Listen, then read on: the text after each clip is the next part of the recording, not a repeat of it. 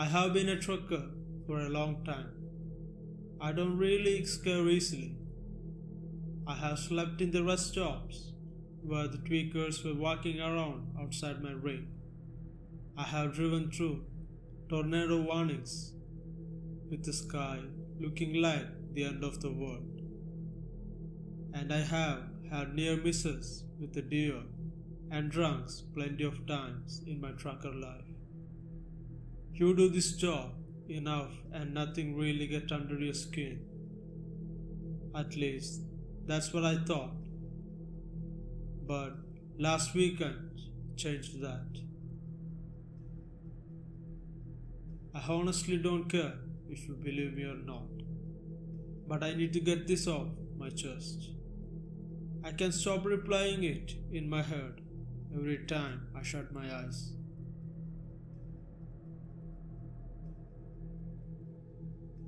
I was headed home after a long run. I have been out there about 12 days, driving mostly Midwest roads. I was dead tired, but when I hit my last delivery drop, I figured I had pushed straight through instead of grabbing a motor. Home was about 5 hours away. It was around 10:30 at night. Light rain coming down and no traffic. Just me and the two-lane road winding through the dark woods. If you ever driven the part of Wisconsin or Minnesota, you know what I'm talking about. Miles and miles of thick forest on both sides. No towns, no lights, and nothing else. Just darkness pressing in. Trees hanging over the road like they were about to swallow you. It gets inside your head after a while. You start feeling like you are the last person left in the world. I had my window cracked, radio on low voice, just zoning out, thinking about seeing my wife and kids, about a hot shower and a bed that doesn't shake with every gust of wind. Sometimes later, I saw something up ahead. At first, I thought it was a deer on the shoulder, which is normal out here. But you're always watching for those damn things. But I got closer. My brain couldn't quite make sense of it. The thing was standing too tall, and it wasn't moving like a deer at all. It was bent, like its back was arched in this horrible way. Long arms hanging down towards the ditch. It looked almost human, but not quite right. Too thin and too long. I slowed down a little, leaning forward to get a better look through the rain-splattered windscreen.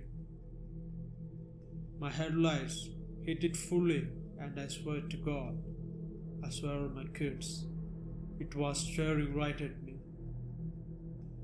Its face, I don't know how to describe it without sounding crazy. It looked stretched, like the skin didn't fit the skull right.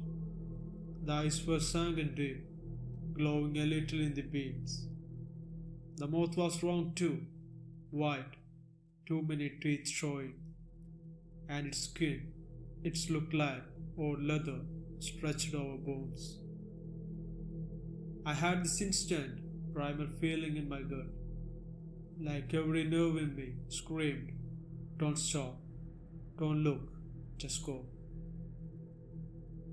I pressed hard on the gas. The truck roared and the thing jerked like it was about to leap into the road. My heart almost stopped. I was ready for it to smash into the grill. But instead, it darted back into the trees with this speed that didn't look natural, like it folded into the dark. I was gripping the wheel so hard my hands ached. I told myself it was just a weird deer with a manage. Or maybe my eyes playing tricks because I was so tired. That's what you did out there. You rationalize because if you let your imaginations run wild, you will definitely lose your mind. I tried to push it out of my head, cranked up the radio, sipped some old coffee, told myself I have to be home in 4 hours. But that feeling didn't leave. The woods felt different after that. Every shadow seemed deeper, every mile seemed longer and heavier. About 20 minutes later, I saw it again. But this time, it wasn't on the shoulder. It was in the damn road, standing dead in the center, like it was waiting for me. I slammed the brakes so hard, the trail behind me lurched. The ABS kicked in, tires screeching on the wet pavement. My coffee mug flew off the dash and hit the floor, spilling the coffee. But the thing didn't move. It just stood there, maybe 50 feet ahead, bathed in my high beams. Its body was twisted, like its spine was broken in 3 places. But it was upright somehow, watching me. I laid on the horn, this long angry blast that usually scares off animals. But nothing. It just tilted its head the other way, almost curious. That's when it opened its mouth. I didn't hear it at first, I felt it, like a vibration in my chest. Then the sound hit me, this horrible wail that wasn't human or animal, just wrong. It rose and fell, like metal tearing and a baby screaming all mixed together. My ears popped and my eyes watered. After zoned out for some time, I slammed the accelerator. I wasn't about to sit there and let it come closer. The truck rolled forward, and for a split second, I thought I was going to hit it. But just before the impact, it dropped to our force and scrambled off the asphalt like a spider. I flew past, hands shaking so bad I could barely keep it straight. My whole body was buzzing, adrenaline screaming through my veins. For the next hour, I didn't see anything. Just a forest and the long stretch of roads. But I couldn't shake the feeling I wasn't alone. Every time I glanced in the mirror, I half expected to see it running alongside the trailer. The forest felt alive, like it was watching me, my every move. Then my CB crackled. Now, I hadn't touched the CB all night. It's mostly dead these days anyway. But out of nowhere, the speaker hissed, and I swear I heard the words, faint, broken, like someone whispering under the static, "Turn back." I froze, thinking maybe it was bleed over some fast station.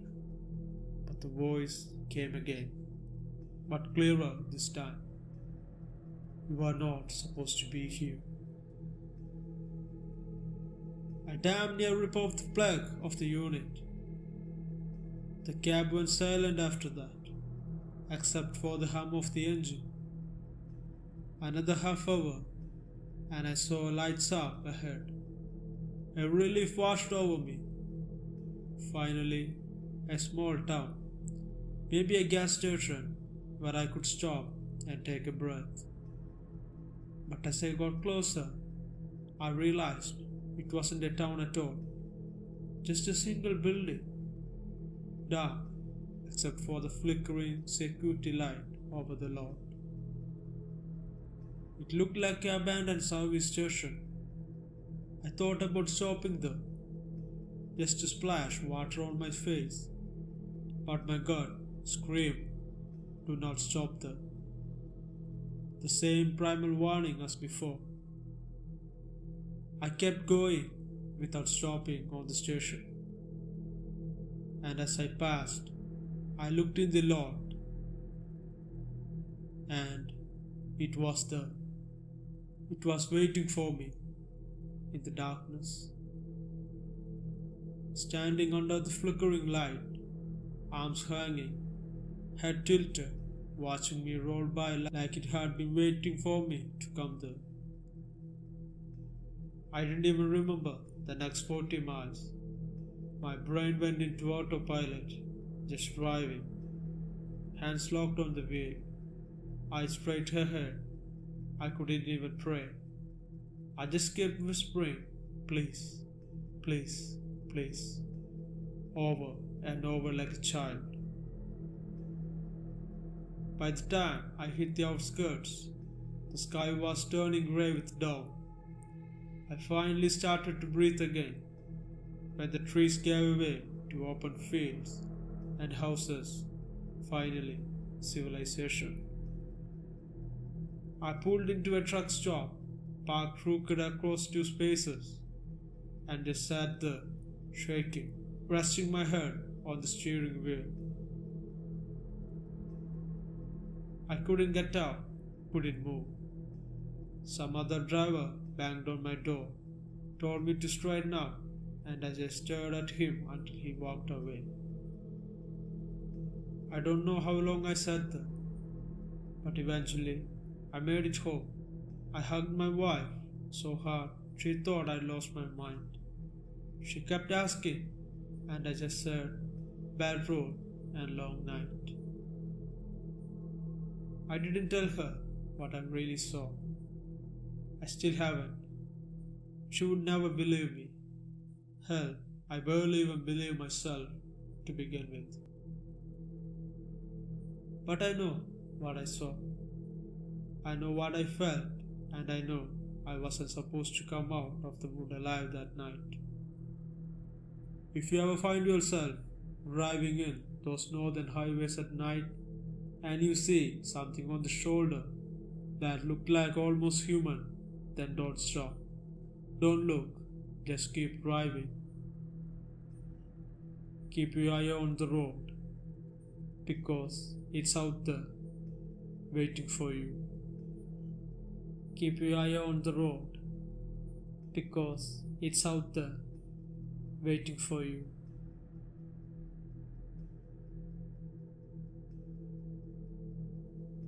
Hope you guys liked this video. If you did, please consider subscribing to this channel and enable the bell icon so you don't miss new uploads. And also check out other videos in this channel too. Like them and share them. And if you have any suggestions or any improvements I need to make in this channel, please post them in the comment section. Till next time, this is Malayali Wendigo. Bye.